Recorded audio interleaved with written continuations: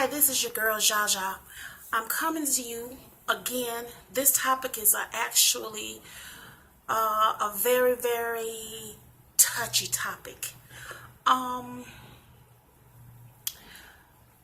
this is a different twist on the down low culture or homosexuality in general. And it is a hard topic to discuss simply because people want to bash gayness. Oh, he gay. Oh, he's not born gay. Oh, it's a spirit. Oh, it's against the Bible. Oh, it's, whatever your belief is, have at it. I personally, it's difficult for me to go with the biblical because my brother is gay and I love him with all my heart and soul. So you're not going to be able to tell me that God doesn't love him. So I don't agree with that at all. Okay, we'll start there. That portion is bullshit. Sorry. And I know that it's going to be some Bible thumpers. I'm going to piss you off. But you have somebody in your family that is gay and you love them. And you are not finna tell me that you don't think God loves them. Because he made us all. That's like saying God don't like fat people. God don't like dark people. God don't like short people. God don't like midgets. We're different. We're all different. And because it was different, it was a fear. Now, but to the topic of this conversation, of this video. Do you all understand where this homosexuality and why we have so much down low and shame in coming out in homosexuality, especially in the black community? I do conversation parties, which I actually am paid for people to come, and I do conversation parties. And when I say that during slavery, master raped our men as well, it throws people in the dirt. Well, I was doing some research and I came across this documentary, and it was very supportive of what I had been saying for years, that the women were not the only ones who were raped during slavery. But not only did you do understand that they were raping our children when they were at the ages. Our girls was 7 and 8 and 9 and 6 and 7 years old. Little girls were being raped by master. Their virginity stolen, and their bodies were brutally bust open without any care, which caused nothing but pain. But where you have to understand that they were not only mutilating our children's vaginas, they were mutilating our little boys' rectums. They were raping the men. They would take the grown men who were not trying to conform. Not only would we were shown in Roots and things of that nature, because Alex Haley, he was already before his time when he did Roots, and he showed how we were beaten during slavery. If he had captured this caveat, they wouldn't have shown it on the air. So I do get it. However, they would take our men in front of the town or in front of their whole family or in front of the whole plantation, and they would rape them right in front of everybody to break them down and to humiliate them and to strip them of their manhood, to strip them of their strength. So that is the reason why, and I need gay men to understand that it's not that straight men hate you.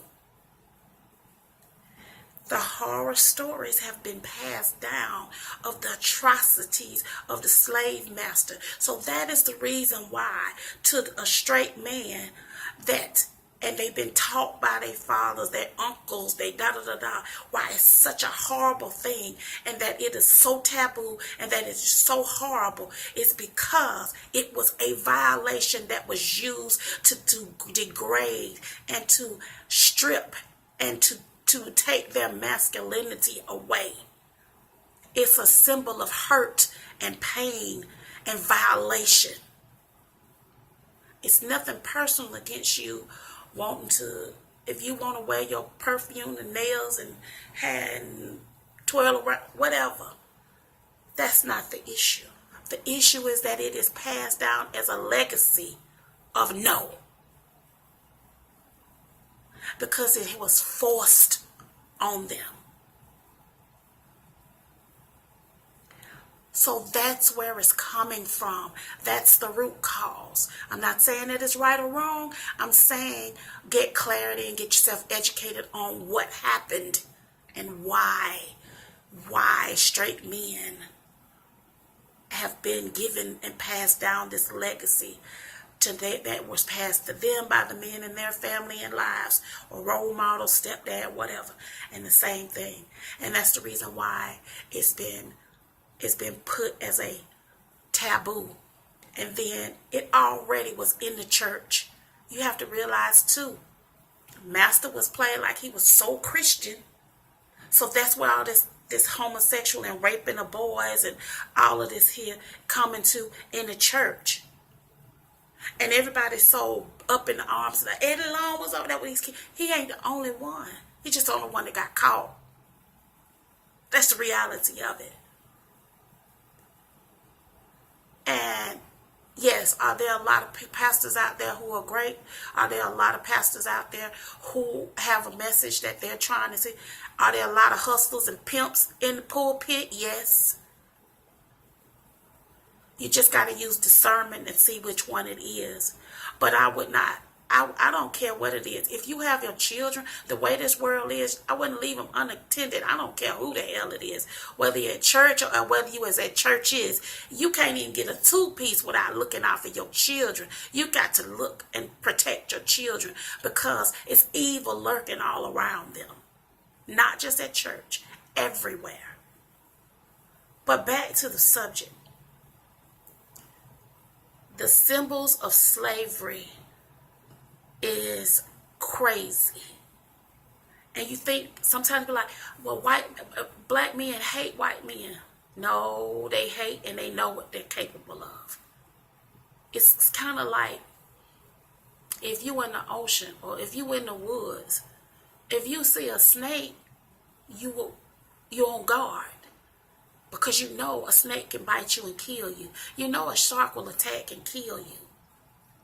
So a lot of black men, when they see a white man, they know that they have to be on guard because it's a strong possibility that he can kill you. And it's a trip because white people, that reverse psychology is funny. Black men violent, I'm afraid. White women, I got to catch my purse. What the fuck you afraid for? The only reason you should be afraid is guilt.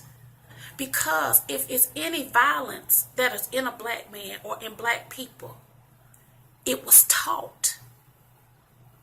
You beat somebody with a whip until their back is raw and it's full of keloids. I need my white people. I need for you to do the history and the hurt and the pain.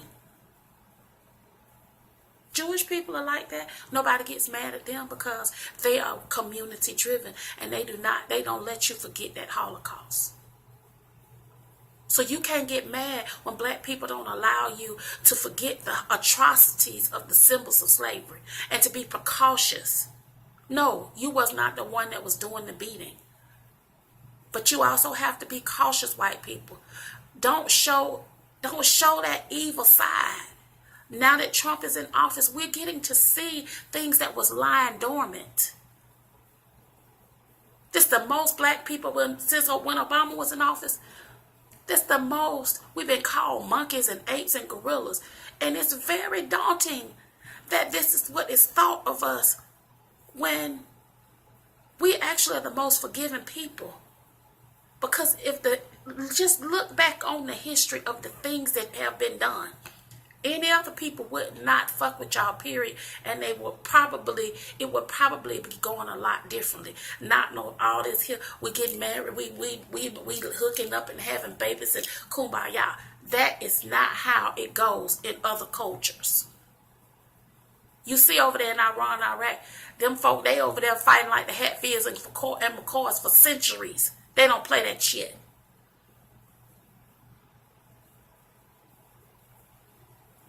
So what I'm saying is that understand that the men were raped during slavery as well. This is the point of the video. So gay men, please don't be so upset with straight men because they are not embracing you. Because it has been passed down that it is an atrocity and that it is a painful atrocity and it's a painful truth. And you have to realize Michael Baisden made the book Why Men Cry in the Dark. He didn't touch on it in this book, but I'm saying it's a silence that they have to deal with, and it's a cry that cannot be discussed. So you have to cry within. So I would love to hear your comments. Hi, straight men, your feelings. Gay men, your feelings. Just look into it and get some more clarity. This is your girl, Jaja. This was a serious topic, but I'd love to hear what you have to say. Please thumbs up this video. Thank you. You have a lovely, lovely day.